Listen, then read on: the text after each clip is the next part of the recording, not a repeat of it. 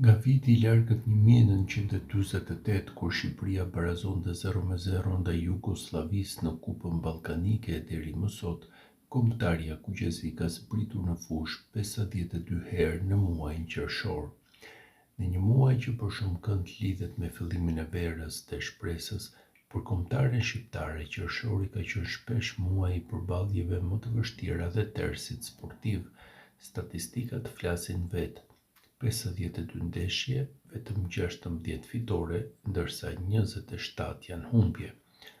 Barazimet, vetëm 9 herë kemi shmangur humbjen pa marrë fitoren. Por shqiptarët e dinë mirë, her pas here historia është bërë për t'u thyer, dhe ndoshta pikërisht tani në prag të përballjes me Serbinë në një tjetër ndeshje të rëndësishme në muajin qershor, është koha për të sfiduar jo vetëm kundërshtarin, por edhe një herë fatin e keq që ka shoqëruar kombëtaren në këtë muaj për dekada me radhë.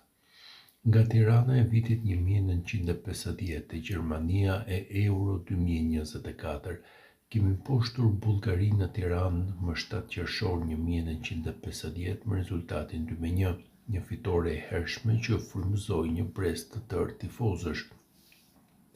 E më pas, dekadat rritnin dhe Shqipëria përballej me emra të mëdhenj. Gjermania në vitin 1971, Portugalia në 1997, Franca në 2015, një fitore në një miqësore të paharrueshme. Në Euro 2016, 3 ndeshjet u luajtën po në qershor, 2 humbje ndaj Zvicrës dhe Francës, por ajo fitore legjendare ndaj Rumanisë më 19 qershor hyri në historinë tonë si e para në një turne madhor.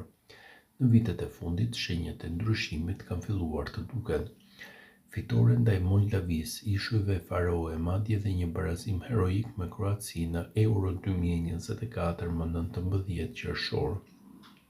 Mbase qershori nuk është më aq ters.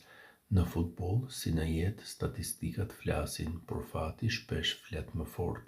Nga mbajtja e të njëjtave atlete për ogur, te rregulli që futbollistët hyjnë në fushë me këmbën e djathtë, supersticionet kanë qenë gjithmonë pjesë e rrugtimit. A mund të jetë përballja me Serbinë një tjetër moment për të thyer mallkimin e qershorit? Historia thotë se jemi mësuar të vuajmë në këtë muaj, por vetbesimi, përgatitja dhe ndoshta edhe një grimcë fati mund ta ndryshojnë këtë cikël.